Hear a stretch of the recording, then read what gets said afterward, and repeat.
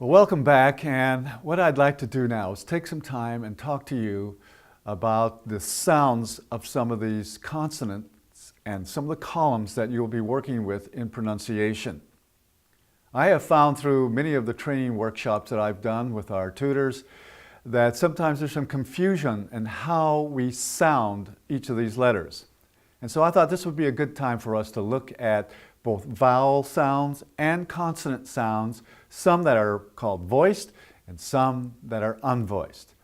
So I'd like to have you pay attention to the chart right here on the board, and let's talk a little bit about the sounds of these letters so that as you move through lesson by lesson in the pronunciation section, you will know how to sound the letters.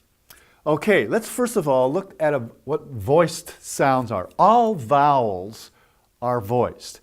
And that means that voiced means that as you're saying a letter sound, the vocal cords in your throat are vibrating. And in order to do this, what you might want to do is to put your hand up to your throat, and you can feel the vibration when you say one of the vowel sounds like ab, oh, you feel it, and you can feel the vibration going on in your throat. That's a voiced sound. Now, many of our consonants are voiced as well, and some are not, and you need to know which ones are. For example, in lesson 1, we have the B sound, but it's b, and if you put your hand up to your throat, you can feel your voice vibrating, your vocal cords. And here are some of the other letters that you have that are voiced. We have D. You can feel the D. And the G. G, G, G.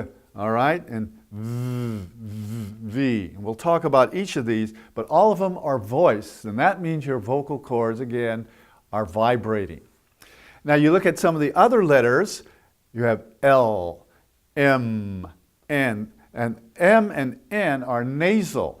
That means the air is stopped and it flows up through your nose, and so you get that and you can feel the vibration up in your sinus cavity and up through your nose. It kind of tickles, doesn't it? Okay, I hope you're practicing a little bit while I'm doing this. So you just put your hand up to your throat right now and just feel the vibration as you're listening. Now, the unvoiced, and the interesting thing and why I put the lines here is that your mouth goes into the same position as a B, let's say. Let's use B as an example. B is what we call a bilabial. That means your lips are closed and you explode the sound. B, B. Now, if you do that and you do not vocalize, your vibrations in your throat are not happening, then what do you have? P, P. You have the P sound. P, put, pat, put. See? And so no vibration in your throat, and the same mouth configuration for B, you get P. All right? D, D, D. Feel that vibration. Put your hand up to your throat. D, D. Now, stop the vibration and put the tongue up to the roof of your mouth. T, T. And what do you have? T. You have the T sound. Same mouth configuration. Go to the G. Now the G in English is way deep back in our throat, almost right in the back where you swallow. So you got G, G. You can see my Adam's apple go up and down. G, G. Now if you don't vibrate, K, K, and the back of your throat stops the air and then explodes it from here, then you have the K and the C sound. K, K, G, G, K, K. Okay? Same position, same muscles are being used. One is being vibrated by your vocal cords, the other is not. Now, here's an interesting one. V. Now, here you put the top of your teeth on the bottom lip, v, and you vibrate as you're blowing air out. V. V. Now, if you're not vibrating, you're just blowing air out. And what sound is that? F. F. F. Father. All right?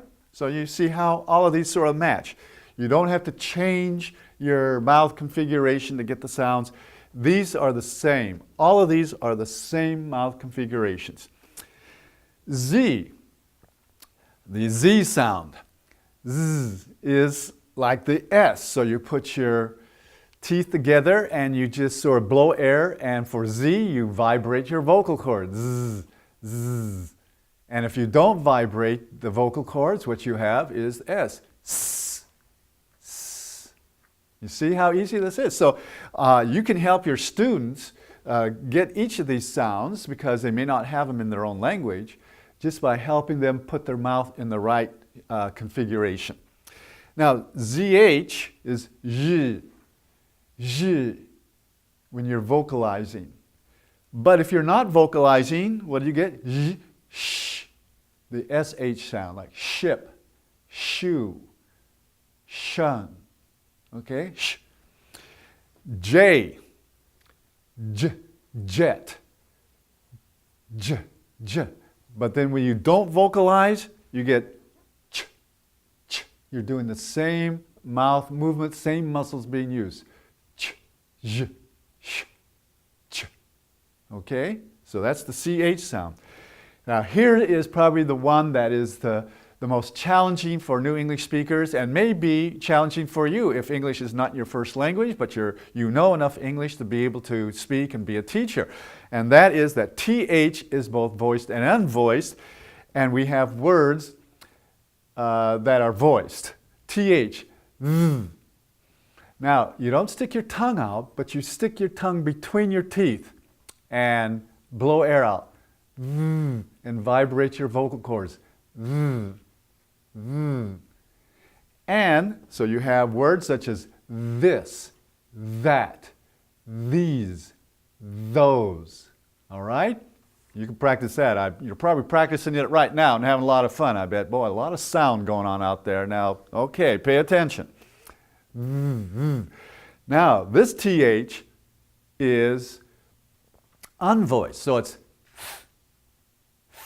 you're just blowing air out between your tongue and the teeth, and your tongue is still sitting in between your teeth. So you have think, thought, thimble, thumb.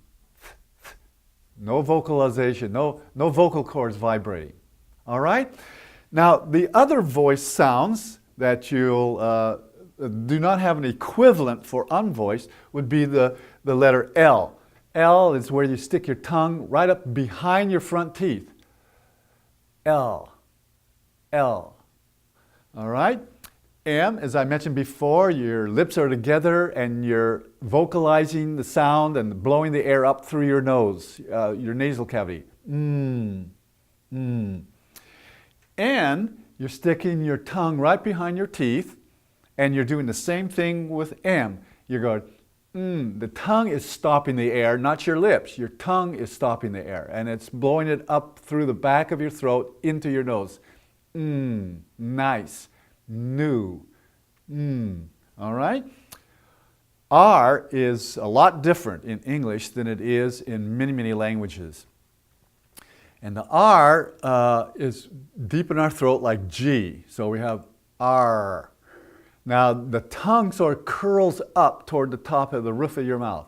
R, R, roof, run, rat, race. See how the tongue is curled in the back, and then it thrusts forward to get the vowel sound.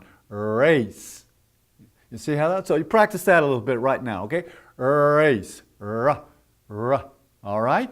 So all of these are voiced. That means your vocal cords are vibrating, and you're putting your mouth into a certain position. All right. Now, when you go into the pronunciation columns and you look at the words that you're going to have to say, if you haven't done it already, then you will know that, oh, it's a B. That means there's a slight vibration in my voice. Or it's a P sound. That means there's no sound. It's just an explosion of air. And let me give you an illustration that might be really fun. You know, if you have a piece of tissue, like a Kleenex tissue or something, hold it up to your face, you know, like like this, real close to your mouth, and say these explosive sounds like a P and a T and an F, and you will have the paper flutter out as you say the P and the K and T and P, and give each of your students a little Kleenex and let them practice that sound, and let me tell you what will happen. They will start laughing. They will have so much fun, and it'll be so humorous. You'll just have a great time, and it will help reinforce to them that in English, we explode the air, we puff the air. It's sort of a wet language because sometimes you see some spit coming out too. And so, but that will help them a lot, and it's a great exercise as you're working on pronunciation. So maybe take a few minutes and practice on some of these words, and then we'll go on to our next segment now, okay?